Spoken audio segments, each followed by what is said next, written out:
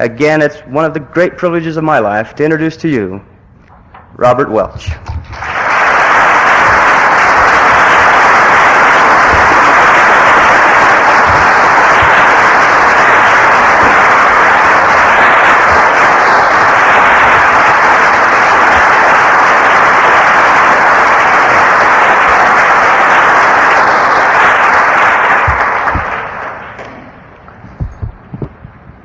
Good morning, ladies and gentlemen, and thank you very much. Now, I'm going to start off by asking for, I think we all should, have an expression of thanks to Loretta Quinn for carrying out so terrific a task as the preparation and conduct of these Rocky Mountain Birch rallies for the benefit of the John Birch Society and of the whole Americanist cause. So I recommend at this point a standing vote of thanks to both Mrs. Quinn and to her patient and very helpful husband, Bill.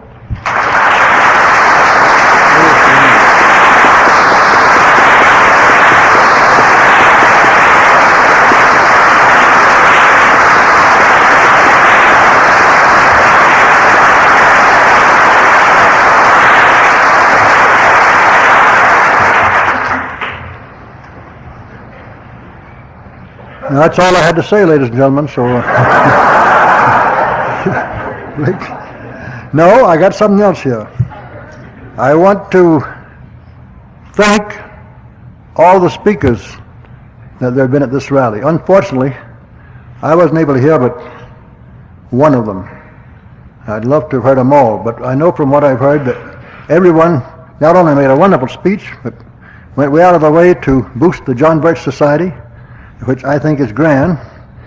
I think that they are practically all on our Speakers Bureau where they are freelance, that is, they're paid just a fee per speech by us, not on salary. I think only one of them's on salary. So as a staff employee. So he's the only one I have to worry about one demanding a rise after those remarks, see? But I sort of figured that out in advance. It was safer than it might be otherwise. But I've heard that all of the speeches were wonderful, and I've heard it enough to be sure it was true. All right, that is all. You can see that's the last note. So,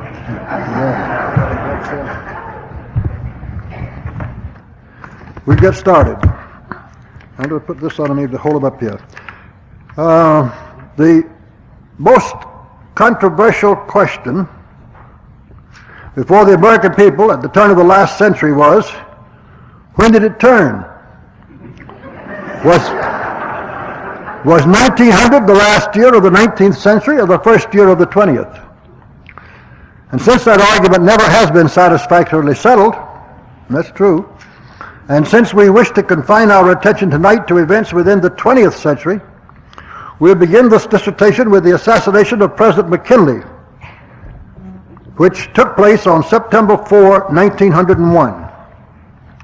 Of course, this tragic event should not have surprised anybody with a soothsayer's mentality, for McKinley had been elected in 1900, re-elected that is, and the coincidence had already become well established that every man elected President of the United States in a year divisible by 20 would die in office. That's a purely scientific guide, you understand, for forecasting such events, which guide has now been effective for well over a century. There was William Henry Harrison, elected in 1840. Abraham Lincoln, elected in 1860. James A. Garfield, elected in 1880. McKinley in 1900. Warren G. Harding in 1920. Franklin D. Roosevelt in 1940. And John F. Kennedy, elected in 1960. So you can see why your present speaker has decided not to run for president in 1980.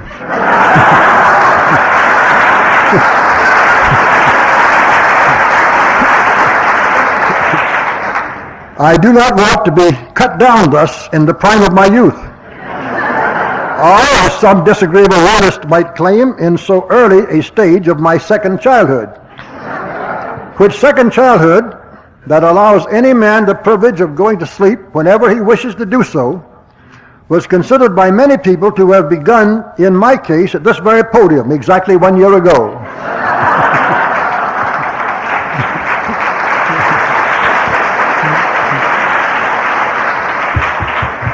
There's Loretta. But let's go back to McKinley. And come to think of that suggestion, wouldn't it be wonderful for this country if we could go back to McKinley? For McKinley's murder might be considered the exact turning point of our country from its long climb to greatness through the miraculous combination of many advantages.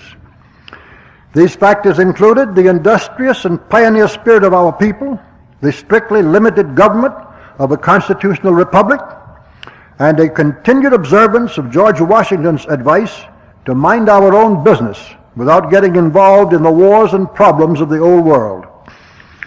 For the philosophy of abundance was thus automatically acquired and put into practice through the ambitious creativeness of those who wanted to get ahead, and through the freedom supported by, I hope that's strong enough when I get that far away from the light spelling, supported by the individual responsibility of men from many other climes and countries, which now wanted above all else to stand on their own feet. For a few generations, the American people had pretty generally realized that whenever government pretends to be a prop, it always turns out to be a yoke. And that had been enough. It is not that America started going down from 1901, but at this point it had reached a plateau of moral, political, and economic achievement and outlook, which by its own example and natural ambition, and by merely looking out for its own legitimate interests and opportunities, could have gone on gradually to Americanize the world. With the automatic result, as envisioned by Richard Cobden, that peace and prosperity and happiness would come to this earth when all of its people had the most possible and their governments the least possible to do with each other. But on this plateau, the time that McKinley was killed, while the momentum from the past still brought about tremendous material gains, the upward climb was prevented by the increasing incursion and expansion of governments, as we shall see. Before getting myself any further out on a limb, however, let me take a customary precaution. At least I try to give every audience in advance the subject of my speech, because almost 70 years ago, down on our farm in North Carolina, when the wonderful but elderly colored woman who helped mother so much with all the housework chores proudly took a few hours off to go to hear the candidate for re-election to Congress, who was speaking that afternoon in a grove about a mile away. When she got back, she told Mother and all of us children what a grand occasion it had been, with 200 or 300 people there, many of them from miles away, and what a great speech the congressman had made. "That's fine, Aunt Becky," Mother said. "What was the subject of his speech?" "How's that, Miss Lina?" "I mean, Aunt Becky, what was the congressman talking about?" "Laws, Miss Lina," Aunt Becky replied, "that I can't tell you nowise, 'cause he never did say." So, how many of our, I'm sorry that Larry didn't stay for this, how many of our congressmen have improved any in that respect since that time? At least when they're off the floor of Congress, we don't know. But we do know at least one who has, and we are very proud of him. The main point here, however, is that we have the excuse and the desire to inform you that our topic for this afternoon is treason at the top. And we believe that with this adumbration in advance, you will know exactly what we've been talking about, if and when we ever get through.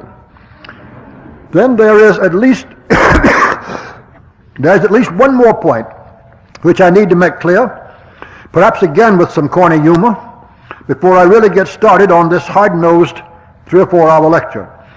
It is that I shall be putting in front of you both facts that are completely provable, however surprising they may be, and other statements which have no more backing than my own firm and informed opinion. Which reminds me of the butcher who was arrested and brought into court for selling horse meat. At one point, this butcher more or less threw himself on the mercy of the court by pleading, "Look, Your Honor, I admit that I've been using some horse meat in order to keep the price of the combined product down for my poor customers. But I have never sold them horse meat alone, my special bargains have always consisted one half of fresh killed delicious rabbit meat and one half of the best quality horse meat. Well, said the judge, I admit that this attitude on your part deserves some consideration, but I am interested in hearing more concerning one aspect of the matter. How do you determine the proportion of horse meat and rabbit meat in each mixture which you sell? Oh, said the butcher, that is very simple and allows for no fraud or variation. The total mixture from which these bargains are taken always consists of one horse and one rabbit. So, you know, that's the good thing about living so long. Most people haven't heard the stories that you heard 70 years ago.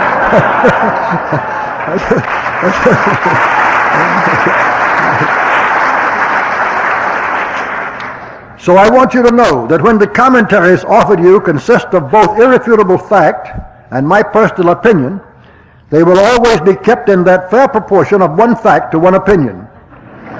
What more, we shall go the butcher one better by clearly labeling them as to which is which.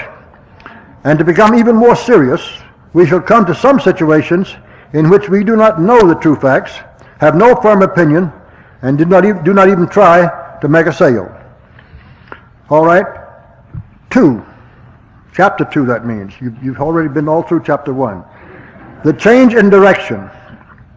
So, after giving you that caveat about our modus operandi, let us now establish the starting point for this survey that will run along one particular line of inquiry and disclosure, which winds and twists throughout the history of the past 75 years. As we begin with an opinion that the insiders of the master conspiracy arranged to have McKinley assassinated. It was done by a clever anarchist named Czolgosz from among that crazy breed in one small pocket of the long revolution, who were threatening at that very time to kill various rulers of Europe and the President of the United States in some fixed sequence planned by themselves, and who had killed the popular King Humbert I of Italy just the year before. Killed him in 1900 and killed McKinley in 1901. But we also feel that all of those grandiose threats by their secret and anonymous tools may have been simply, the insiders' conspiracy's secret anonymous tools, may have been simply a cold-blooded method of covering up the fact that President McKinley was really the ruler whom they wanted to get out of their way. And if that suspicion makes out those top-level conspirators to be incredibly cold-blooded and merciless, we assure you that we shall soon be dealing with men for some of whom such a scheme would not have been out of character at all. For let us remind you that Joseph Stalin was once asked what he would do on discovering that there was one unidentifiable but dangerous traitor among 100 men in some detachment of his forces, while the other 99 were known to be completely loyal to himself.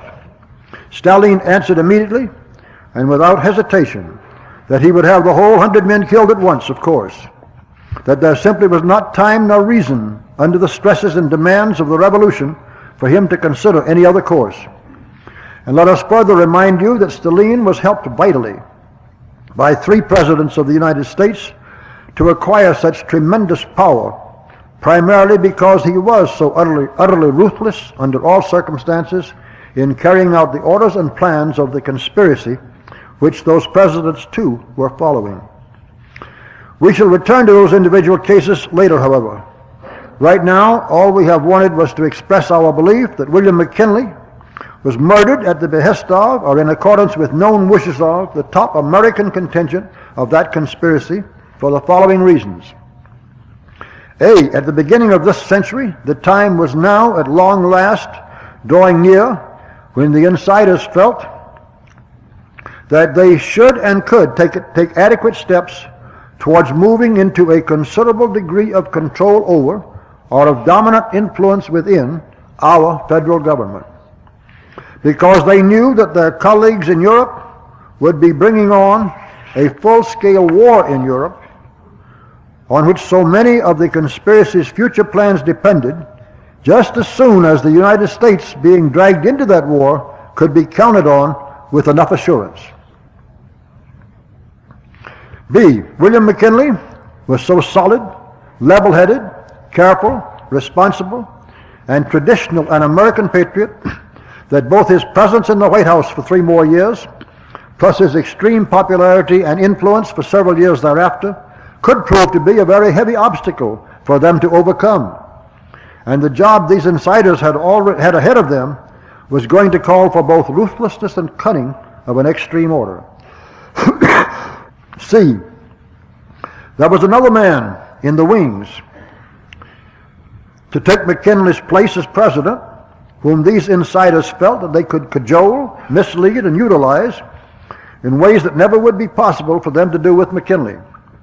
His name was Theodore Roosevelt, and by a miracle of coincidence, or possibly through some even more far-sighted maneuvers on the part of some of these insiders, Theodore Roosevelt had been landed in the vice president's office by the Republican command as a convenient and diplomatic way of getting so obstreperous a nuisance out of their hair and out of sight in a position of innocuous desuetude.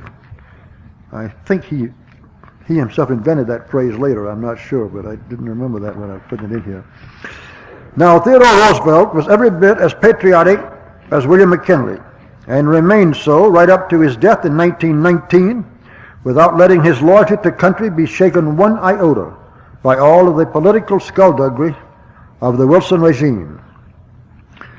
As was clearly shown by the very devastating letter that T.R. wrote Felix Frankfurter in about 1917. He was also a man of great courage and of considerable brain power, but Theodore Roosevelt was an extremely flamboyant, adulation-seeking, politically opportunistic man who never knew when or where to put enough brakes on his personal vanity. And the Illuminati insiders, ever since Weishaupt founded their order 125 years before the period we are now talking about, had considered their psychological skill in using such characters as Teddy Roosevelt to be one of their greatest assets. And it had proved so in many cases. I think the way they used the Duke of Orleans in the early days of the French Revolution was quite typical of it. So now that we have fumbled enough with the background, we can get on with the story, which is not a pretty one. For we shall be dealing almost entirely with the lives of presidents of the United States, and only with the parts of those lives which fit clearly into the purport of the title to this speech. In order to cover with reasonable adequacy those active ties that thus deserve attention within the 2 generations under observance, I shall put this whole discourse as closely as I can into the form of a staccato report. I always intend to do that and talk about it, but it doesn't follow. It doesn't always follow. It didn't in this case, as you will see before I get through.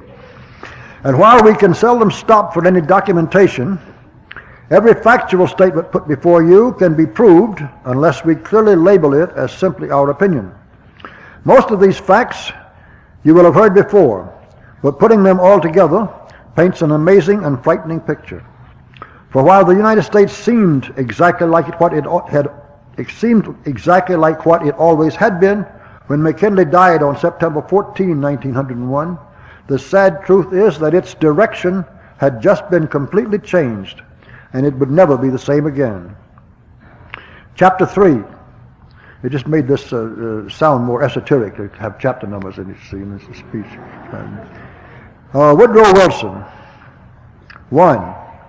We do not know whether or not he was ever an actual member of the Communist Party. But if not, then as a practical matter, he might as well have been. Because from at least as early as 1901, his activities, his manners, his methods, and his purposes were always exactly what those of an increasingly successful communist would have been. And we ask you please to forgive us for lifting much of what follows in this one section of this speech directly from our bulletin for July 1976. I don't think anybody ever read that bulletin anyway, so I think that's all right. It helps. But it was too long unless it had been finished. When it was half of the story and was that long, but I think it discouraged people.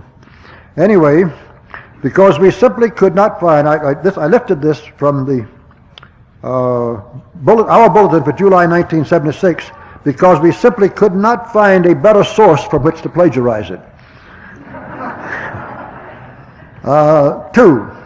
During his presidency of Princeton University, 1902 to 1910, Wilson was gradually but secretly accepted by more and more of the American insiders of the Great Conspiracy as one of their most important tools for carrying out their sinister plans with regard to the future of the United States.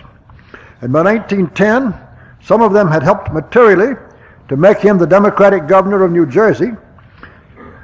And in that office, Wilson proceeded at once to put through so much, quote, progressive, unquote, and, quote, reform, unquote, legislation that the good citizens of New Jersey showed their disgust by sending a Republican majority to both houses in the election of the legislature in the elections of 1911.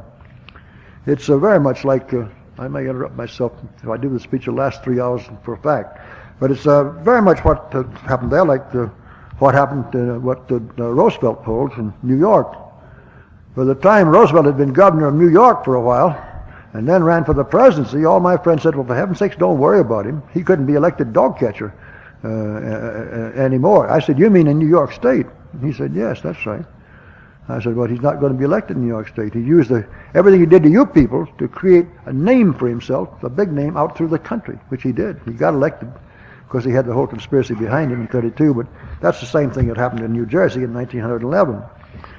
For at the same time, I just sort of anticipate the notes here by comparing it with what Roosevelt did.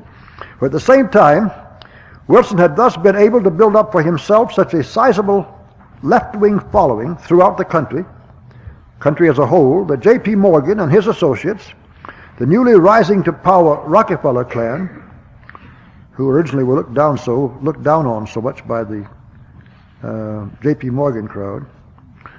I got to quit doing this, but I was tempted to put it in here. You looked down so that after Rockefeller became probably richer even than J.P. Morgan was, but J.P. Morgan had all the associates of all the international banking and so forth to help back him up too.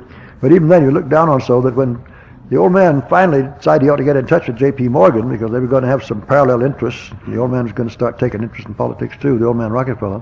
Morgan wasn't willing to receive him at his home or his office. He didn't want anybody to know it. So he actually received the old man John D. Rockefeller at the home of his mistress, or one of his mistresses. I don't know who about that, but a mistress anyway. And that's where they first met and talked and got acquainted. But I don't know what the old man would have done because he claimed to be quite a good moral character. Anyway, just getting off the track. Except all of this is a little bit of the background of the 1920 period, which is very important in this story. All right. The newly J.P. Morgan and his associates, the newly rising to power Rockefeller clan, and other top-level insiders, and they were all insiders, the Rockefeller crowd all became insiders very early, did not have too much difficulty in getting Wilson nominated for the presidency by the Democrats in 1912. It went to 46 votes, I believe it was, but they had control all the time, and he was nominated. This was even though they had to contribute most of the money to that end secretly, and most of that influence from well behind the scenes, for practically all of these financial big shots were still posing publicly as conservative Republicans. 4. For such denizens of Wall Street to get Wilson actually elected in November, however, was an entirely different matter, because in 1910, a considerable majority of the American people were still psychologically solidly conservative. They'd been willing to listen to some of Bryant's and other appealing demagogues' offers to have government do things for them a little bit, but they were psychologically pretty conservative. It had long been taken for granted by the insiders, therefore, that typically communist cunning, foresight, and divisiveness of a rather superior quality would have to be introduced into the American political arena to bring about the final result that they wanted. which was where, how, and why they had long planned to utilize their charismatic showman, Teddy Roosevelt, without him ever having the slightest idea of his real function in the total performance.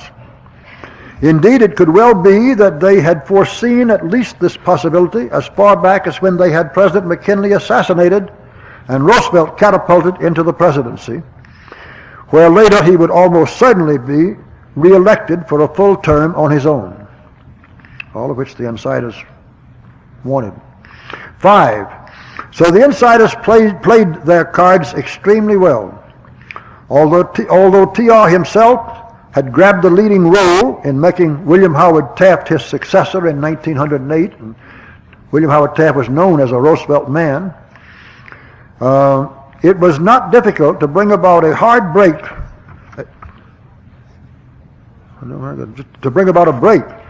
between the two men. It required only the flattering of Roosevelt into becoming steadily more progressive and more modern in his views and pronouncements, and hence increasingly critical of Taft for being so old-fashioned in his, quote, reactionary, unquote, principles and policies. After a serious rift had thus been created, it was even easier to have TR believe that there was a nationwide clamor arising for his leadership, even if the demand for him to be elected president again, required a new political party for its fulfillment. And the first three-way race for the presidency since 1860, in which there was a third party that amounted to anything, soon became a reality. With Roosevelt, the former conservative Republican, now a liberal progressive, trying to outdo even Wilson in the red tinges of his rhetoric. 6.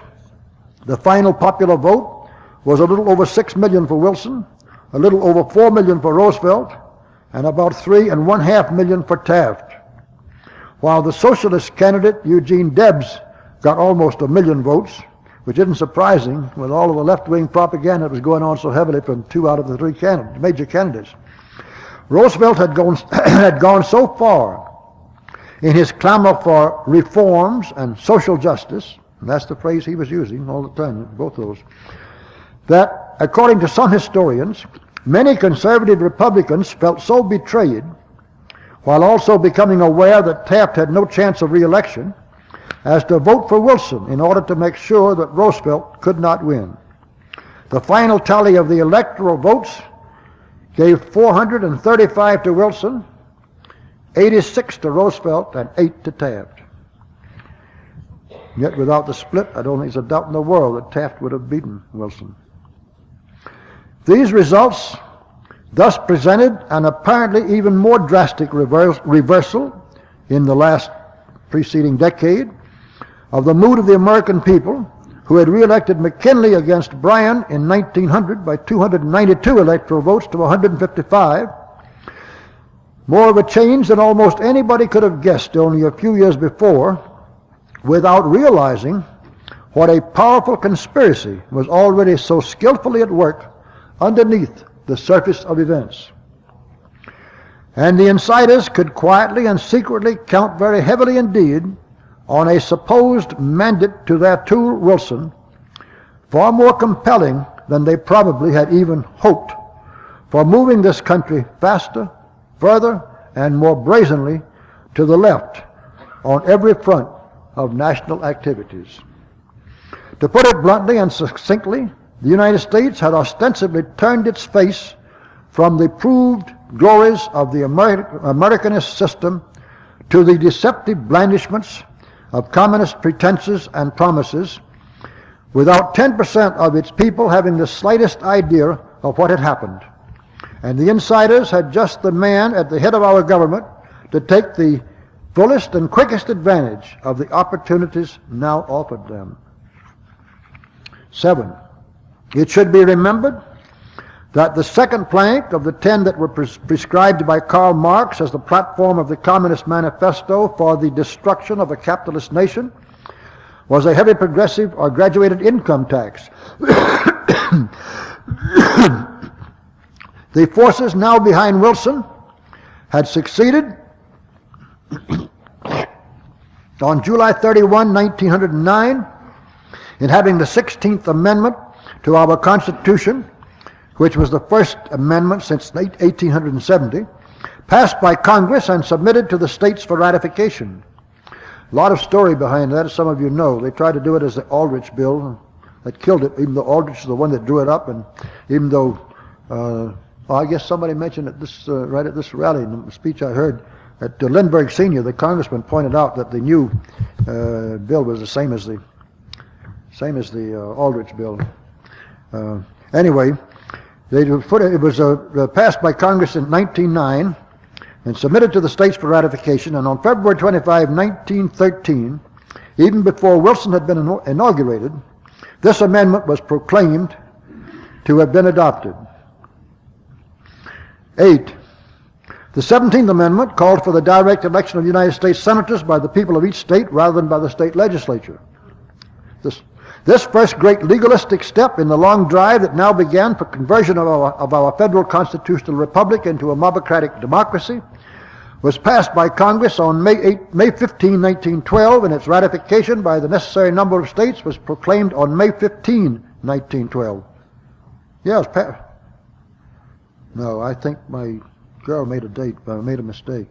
It was 1913 it was passed. It was 1 year later, I believe. Anyway, it was passed almost...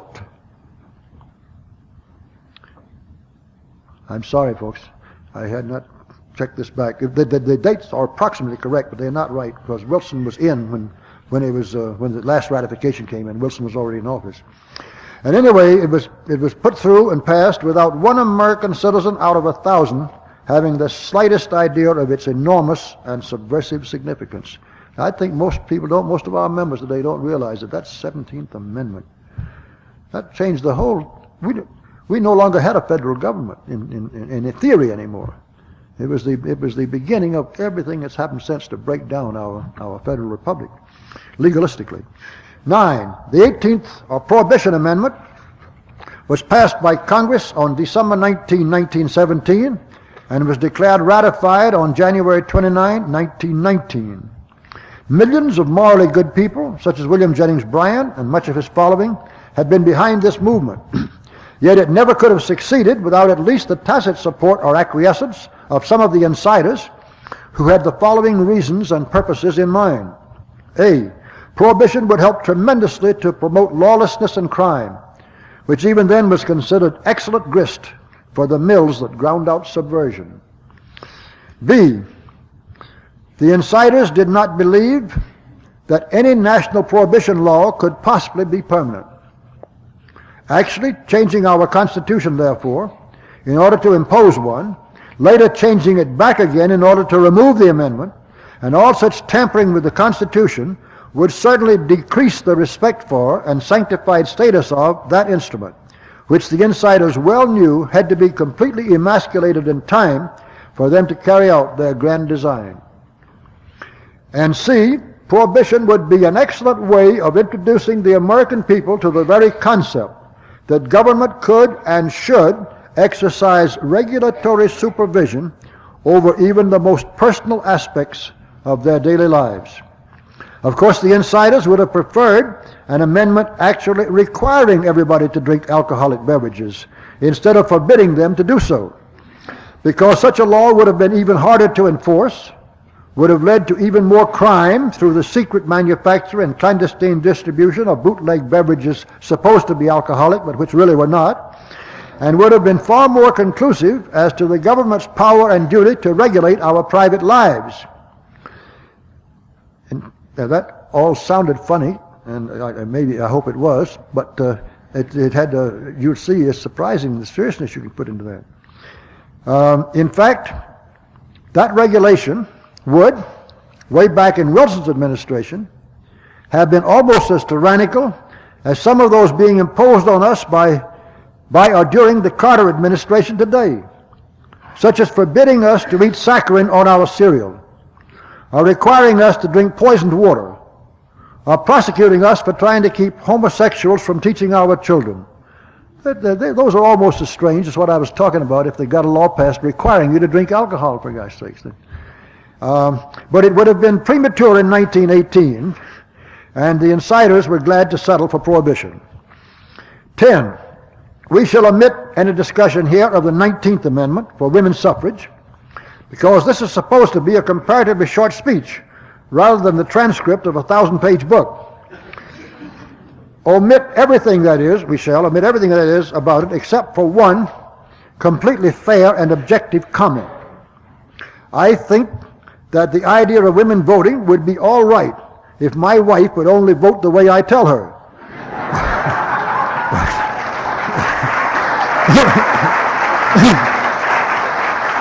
But when she starts telling me how to vote, I feel that the whole affair has become rather silly. So let's get back to more serious matters. I don't know how to do with that thing. There it is. Get on to more serious matters. 11. And it was serious indeed that by the time Wilson became president, he had already come under the complete dominance of Colonel Edward Mandell House.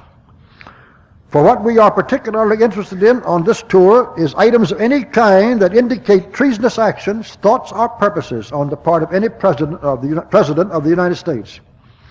Since it was the openly avowed purpose of Karl Marx to destroy all capitalist nations, and since his most famous or infamous disciple or successors in the communist movement, including Lenin, Stalin, and Khrushchev, have repeatedly emphasized the specific applicability of that purpose to the United States as the last bastion of capitalism, we feel very strongly that an adherence of any American to the doctrines and designs of Karl Marx constitutes treason.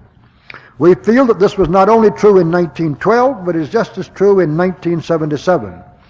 So it is important in the case of Colonel House that we do not even have to guess where he stood. He told us himself, not only by his actions, but in no uncertain terms. For by 1912, House had already written a book called Philip Drew, Administrator, in which the hero was visibly used to express House's own thoughts and desires. In that book, this hero set out to establish, quote, socialism as dreamed by Karl Marx, unquote. Just as House himself took Marx's Communist Manifesto as the manual for all his designs with regard to the United States. It was even more important, therefore, that Woodrow Wilson so early came to regard House as his confidant, advisor, and alter ego to such an extreme extent that during the whole 8 years of the Wilson administration, a great many informed people came to regard House as the real president of the United States. And it is certainly true that Wilson was morally responsible for everything that House did. 12. Let us go back now, therefore, to 1912 and get our narrative into a more staccato conciseness once again. I keep trying. Beginning with the next item in our bill of particulars for this accusation of high treason. For not only did the Wilson political campaign and Wilson himself play a vital part in all the deception and trickery that were required to foist the Federal Reserve System on the United States, but it was Wilson's alter ego, Colonel House, who cunningly masterminded the touchy achievement of seeing it through Congress and making it, quote, the law of the land on the evening of December 22, 1913, 3 days before Christmas, you notice. Most important piece of legislation probably in years, complete Marxian. Slipped through 3 days before Christmas when most of the senators had gone home anyhow. And my understanding is, I didn't have time to look this up, or I thought I would skip it, that there actually were only 6 people there, no quorum at all, but they put it through as if it had been passed by a sufficient number. I called it a quorum, I did something, and got away with it. But that was a kind of a last bit of the trickery where it was required to get the Federal Reserve System established as the law of the land. And the Federal Reserve System, for those who do not remember, was an exact fulfillment of the 5th plank in Marx's Communist Manifesto of 1848. 13. But none of the activities we have enumerated begin to compare in their flavor of treason with the means Wilson used for getting us into World War I. The master charge in connection with this aid and comfort to our communist enemies arises from the sinking of the Lusitania. Most of you, however, already know well, we hope, the incontrovertible details of that horrible tragedy from Colin Simpson's masterful marshalling of the facts in his now deservedly famous book, just called The Lusitania. Let us simply state, therefore, bluntly and sadly but irrefutably, that Woodrow Wilson's deliberate crimes in this affair include the following. A. Complicity, at least to the extent of tacit acquiescence, in the deliberate murder of 1,200 British and American civilian passengers as masterminded by Winston Churchill. B. Connivance in stymieing everything the Germans could possibly do to warn these passengers that the Lusitania was going to be sunk, because it was actually serving at that time as an official armed munitions carrier for the British Admiralty, which it was. C. An unfortunate responsibility for the fact, which was well known to Winston Churchill as a possibility, that such a rapid sinking of the Lusitania that prevented the saving of most lives, most of them were lost, almost all, was not caused directly by the torpedo. Might have caused the ship to sink eventually and a few lost lives. The real problem was caused, and I repeat, it probably was known as a possibility by Winston Churchill, caused by the explosion within the ship of the very munitions it claimed not to be carrying. And D, the inordinate stream of lies and deception which Wilson used about this episode from the time the Lusitania sank on May 7, 1915, right through his whole re-election campaign in 1916 until April 6, 1917, when he finally managed to have Congress declare war against Germany. That's I headed label D. That's one of the four main things to point out and to justify my charge of treason. Nobody ever has been able to produce any sound and bona fide reason why any of the nations in World War I were fighting each other. It had been planned long in advance and then artificially contrived by insiders of this international conspiracy, working inside their respective governments and news media on both sides of the proposed battle lines, for three major purposes of the insiders that are easy to note. A, to draw the United States fully into that war, thus ending for good its detached isolationism from the quarrels, rivalries, and other problems of the rest of the world. B, to use the wartime psychology, necessities, and aims as a means of tremendously increasing the size, power, functions, and reach of our central government. Because it is always easier for the conspiracy to acquire control of the government of any nation than of its people, so that the larger and more totalitarian any government has already become before the communists go to work on it and through it, the more useful it will be to the conspiracy in destroying the nation's independence and in subjugating its people. And C, an extremely important objective of World War I was to lay the groundwork and prepare the way for the intermediate insurrection, the communist-controlled revolution, and the ultimate merciless nationwide terror which would bring about on Russian soil the establishment of the first physical and terrestrial base from which the insiders could then go on to ultimate conquest of the world. And for every one of these megalomaniac purposes, Wilson used the full power, prestige, and productivity of the United States and consciously prostituted its moral leadership in order to help the conspiracy in every way that he possibly could. 14, which leaves us only one major point that we shall take time to mention in dealing with the first target of this speech on treason at the top. Woodrow Wilson, the first target. But I was coming out with the same number, 14 points, which I just did. That was my last point, it was labeled 14, that Wilson himself once did in his most famous political literary fraud, and political fraud too, is pure coincidence. For I can assure you that there is almost nobody whom we less would want to copy ever about anything than Woodrow Wilson. But this last point of ours is too important to skip.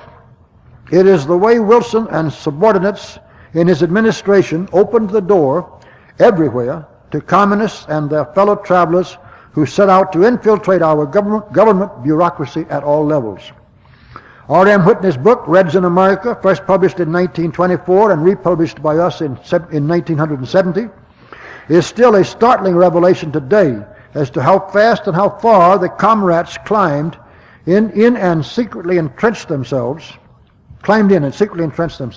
not only within the government, but in our political parties, in labor unions, and especially in our schools and colleges. And the natural question is, why not? The President of the United States was showing them his favor and encouragement to all of the communists.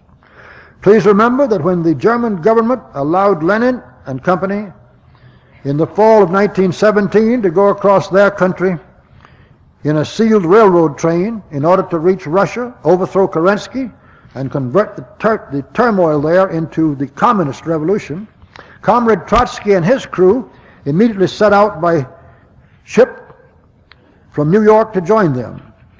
And the Canadian authorities had sense enough to stop and hold that ship. But Woodrow Wilson, as President of the United States, put so much pressure on the Canadian government that it finally gave in and allowed these well-known communist professional revolutionaries to instigate the terror that would in time bring Lenin and Trotsky to a position of brutal power over all of the Russian people. This was only one particular sample of the way Wilson and House began that moral, material, and financial support of rising communist power, which became the final policy of later administrations from Franklin Roosevelt on, as we shall see.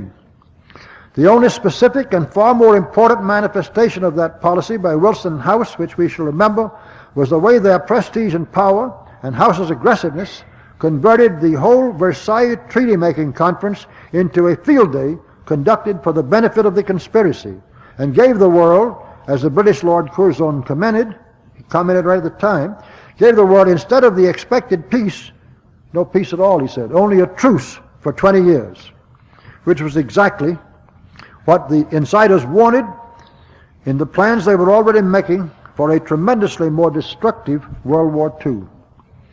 We shall not go into any more details about the horror that House made of Versailles, however, because of the time and space we've already given to the Wilson regime.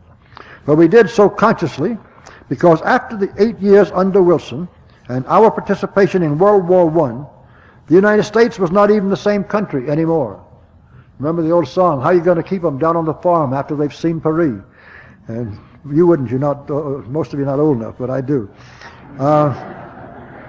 The United States was not even the same country anymore. Instead of being an innocent, hard-working, and lovable young provincial bumpkin among the older nations of the world, America had grown up, almost overnight it seemed, into the counterpart of a young man with a powerful body, but with a pseudo-sophisticated and pretentiously cynical mind at the sophomoric level of susceptibility to any intellectual hogwash that seemed erudite enough, which change was by no means an improvement.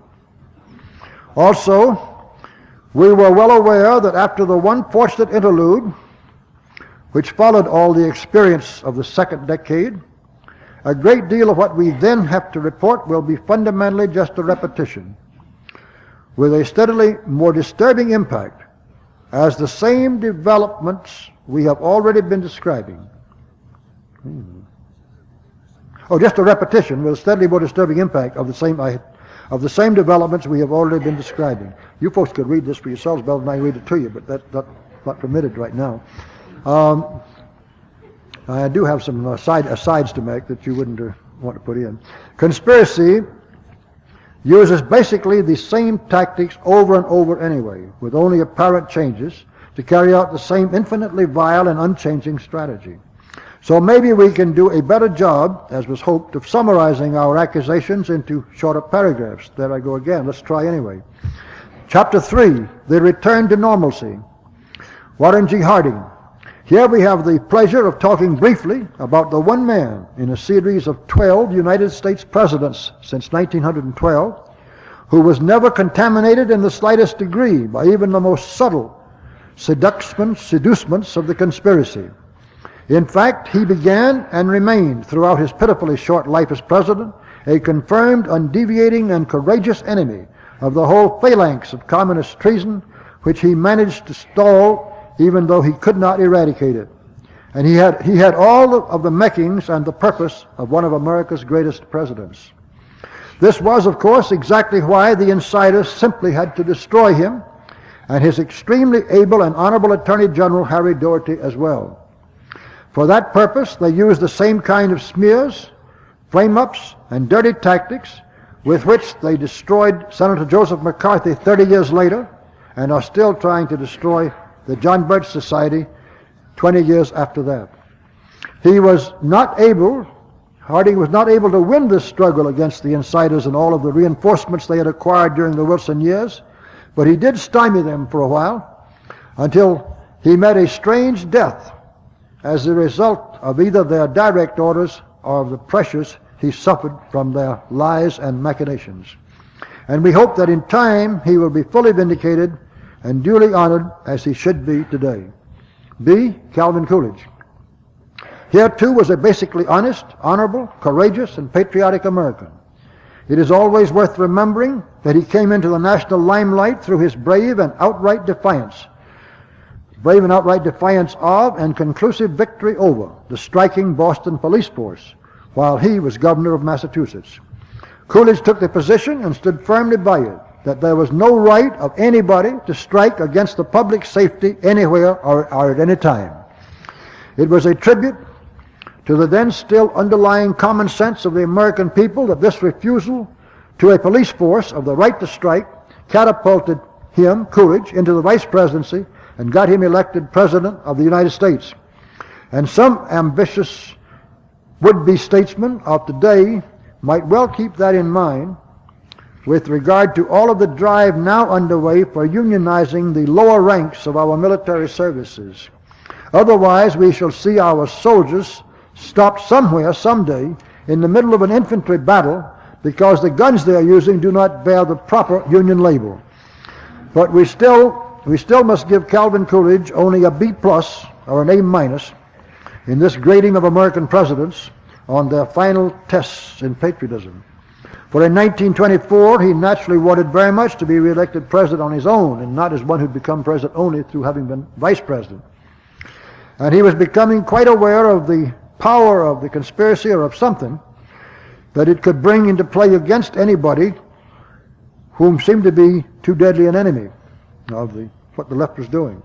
So his courage failed him in standing by Harry Doherty, as he had promised, when he surmised that to do so was likely to cost him that re-election as a full-time president. The full story is revealed in letters published in the back of Doherty's book on the Harding tragedy. C, we come to Herbert Hoover. Here was a man who still is quite an enigma. For a comparatively short period in the early 1950s, I got to know him fairly well due to my position as chairman of the Education Committee of the NAM, National Association of Manufacturers. I first met Herbert Hoover when I presided one night at quite a swanky dinner of about 70 people. I learned later most of them were probably insiders. And he was the main speaker, so he sat right beside me all that evening, and he liked the way I conducted the meeting, thank goodness. So that's how I first got to know him, but after that we got to know each other pretty well for a while. But since I never have been able to make up my own mind about him, as to where he really stood, it would be foolish for me to try to make up yours. So I'll skip going into any details about his baffling career, but we'll tell of two incidents in my experience with Hoover as of some slight passing interest possibly, or humor anyway, one of them. The first incident involved merely an offhand remark he made in a casual conversation. As an aftermath of some meeting that he and I had both attended, we were walking together back to the Waldorf, where I was to visit with him for perhaps an hour in his apartment up in the Waldorf Towers. At the 50th Street entrance, that is, entrance to the hotel, however, we found that the special direct elevator, an express elevator to the tower suites, was for some reason temporarily out of commission. It was necessary, or easiest therefore, for us to go out and walk back